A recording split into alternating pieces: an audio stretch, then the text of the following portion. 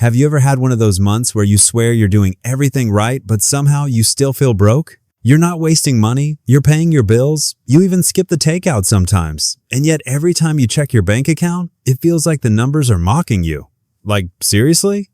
I worked all month for this? Yeah, that feeling. The one that makes you question whether you're bad with money or if life is just getting more expensive by the minute. Here's the thing most people never realize. Feeling poor isn't always about how much you make. It's about how you manage what you have, how you think about it, and what you compare yourself to. You could earn $50,000 a year and feel broke, or earn $30,000 and feel in control. And the difference isn't luck, it's perspective. My name is Michael, and I help people understand money the way school never did, without the fluff, the guilt, or the fake motivational nonsense. If you're tired of feeling like your paycheck disappears faster than your willpower at a buffet, stay with me. We're going to break down exactly why you feel poor and how to stop. Let's start with the most obvious but least discussed reason. Your brain has no idea what enough actually means. Most people set their idea of financial comfort based on comparison, not calculation. They scroll through social media, see someone their age on vacation in Italy, and instantly feel like they're failing. Never mind, that person might be $10,000 deep in credit card debt. Your brain doesn't care. It just sees they have more, I have less. The problem is, comparison never ends. The more you make, the more people you'll find who make more than you. That's why millionaires still feel broke hanging out with billionaires. You can't out-earn envy. You can only outthink it. The emotional consequence of comparison is that it steals your sense of progress. You could be doing better than you were a year ago, but if you're constantly looking at someone else's highlight reel, your brain will never register it as progress. The punchline? Stop comparing your Chapter 3 to someone else's Chapter 20. It's not a fair fight. Here's where it gets interesting. Most people's financial stress doesn't come from poverty. It comes from complexity. The more moving parts in your money life, the harder it is to feel in control. Subscriptions, auto payments, buy now, pay later plans, random Venmo requests, everything is pulling tiny amounts of money out of your account in the background. You wake up, check your balance, and it's lower, but you can't even explain why. That's not just frustrating, it's psychologically draining. When you don't know where your money's going, your brain fills the gap with anxiety. You start believing you're bad with money when really, you're just surrounded by financial noise. Simplifying your money is one of the fastest ways to stop feeling poor. Not because it magically makes you richer, but because it gives your brain proof that you're in control again. Cancel subscriptions you forgot existed. Put all your bills on one specific day. Track your spending for a week. You'll instantly feel more grounded.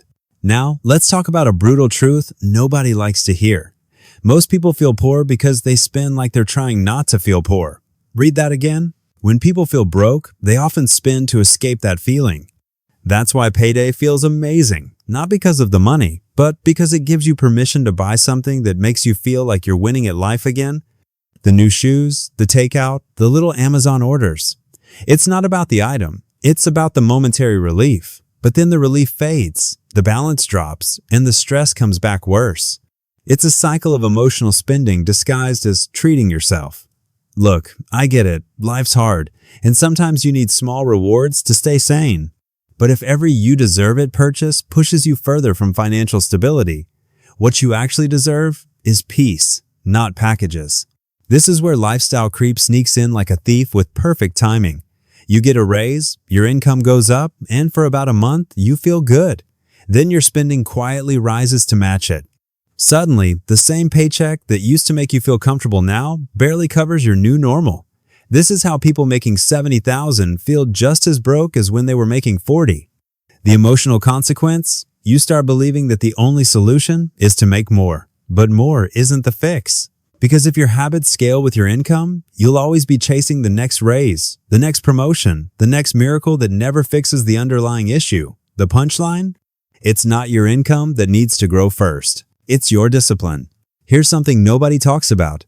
Feeling poor isn't always financial, it's often psychological. When you constantly operate from a scarcity mindset, every dollar feels like it's running away from you. You look at your checking account and immediately focus on what's missing instead of what's there. You tell yourself things like, I can't afford that, instead of, how can I afford that? That subtle language shift matters more than you think. It moves your brain from hopeless to problem-solving mode. Feeling poor trains your brain to spot limitations. Thinking like a builder trains it to spot opportunities. The more you reinforce scarcity in your self-talk, the poorer you'll feel, even if your numbers improve. This is the part nobody likes because it hits close to home. If you always feel broke, check who you're hanging around. Financial mindset is contagious. If everyone around you constantly complains about how unfair everything is, how nobody can get ahead anymore, how rich people are greedy, you will internalize that. You'll stop looking for solutions and start collecting excuses. Meanwhile, there are people with less money than you making smarter moves, not because they had an advantage, but because they weren't surrounded by pessimism. The emotional consequence of being around broke energy is that it normalizes defeat. And when defeat feels normal, progress feels impossible. So, if you want to stop feeling poor, start by surrounding yourself with people who think in possibilities, not problems. Let's talk about something simple but powerful: the difference between rich habits and poor habits. Poor habits give you instant comfort and long-term pain. Rich habits give you short-term effort and long-term peace. Think about it. Scrolling for hours feels good now, but it costs you time you could have used learning a skill. Buying takeout feels convenient now, but it costs you double the price and teaches you nothing about food prep. Avoiding your bank app feels safer now, but it costs you awareness. Every poor habit is just a trade. Comfort now, consequences later. Every wealthy habit flips that.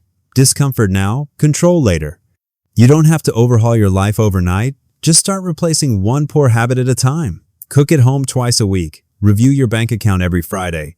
Save $10 before you spend $100. These are small, boring actions that rich people quietly do while everyone else looks for shortcuts. Here's a question that will mess with your head a little.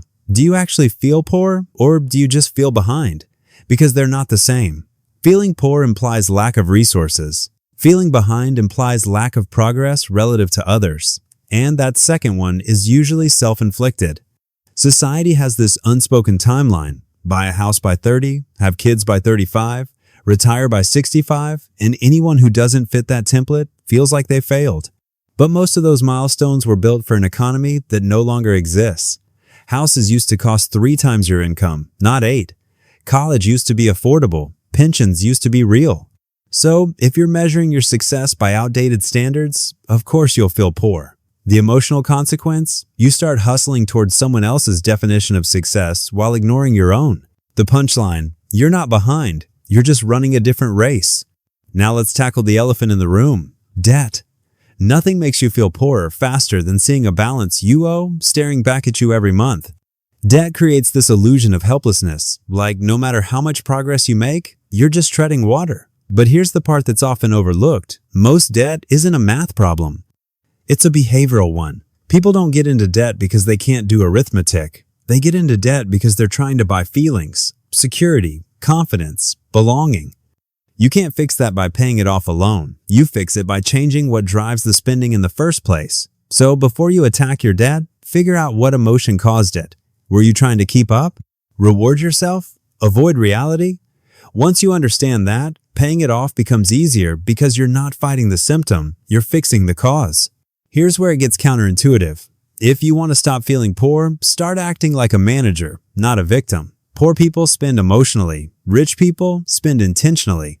When you treat your money like a business, you stop asking, "Can I afford this?" and start asking, "Does this bring value?" The difference is subtle but powerful. Businesses don't spend money on things just because they can. They spend because it improves efficiency or increases future profit. You can use the same mindset. If something doesn't improve your life, reduce your stress, or create future opportunity, it's probably not worth buying. This single shift can change how you view every purchase. And now, the uncomfortable truth that stings but frees you. You're not going to feel rich by spending like rich people. You'll feel rich when you stop needing to. The moment you stop caring about looking successful is the moment you start becoming successful. Feeling rich isn't about having the nicest stuff. It's about knowing you could buy it and choosing not to. That quiet confidence is what real wealth feels like. Nobody can sell it to you because it's not for sale. It's built slowly, through choices that don't look impressive to anyone but your future self. Let's talk about gratitude. Not the fluffy social media kind, but the practical, grounding kind. When you consciously notice what's already working in your life, your brain starts seeing abundance instead of absence. This doesn't mean ignoring real financial struggles. It means giving equal mental airtime to what's good. You paid your bills on time? That's progress. You resisted an impulse buy? That's growth. You cooked at home all week? That's control. Gratitude shifts your focus from "I don't have enough" to "I'm building something." And that's how momentum starts. Here's a small reality check moment. If you constantly say, "I'm broke," your brain believes you. It starts filtering your choices through that identity. You'll ignore opportunities, undervalue your time, and self-sabotage progress because broke people don't invest, don't negotiate, don't think long-term. It's not woo-woo, it's neuroscience. Your self-talk sets the parameters for your behavior. So stop telling yourself you're broke. You're not broke. You're in transition. There's a difference. Now, let's talk about the secret advantage of being on a low income. You're forced to build real financial muscles. You learn how to stretch money, plan ahead, find value, and delay gratification. Skills that many high-income people never develop because they can hide their bad habits behind bigger paychecks. If you can manage a small income well, you'll thrive when you earn more. But if you mismanage a small income, you'll just scale your chaos later. Money amplifies habits. It doesn't fix them. So treat your current situation like a training ground. Every dollar you control now is a vote for how well you'll handle 10 times that later. Here's something you might not expect to hear. Stop waiting to feel rich. Feel stable instead. Rich is external. It depends on possessions and comparisons. Stable is internal. It depends on clarity and control. Stability is what actually replaces anxiety.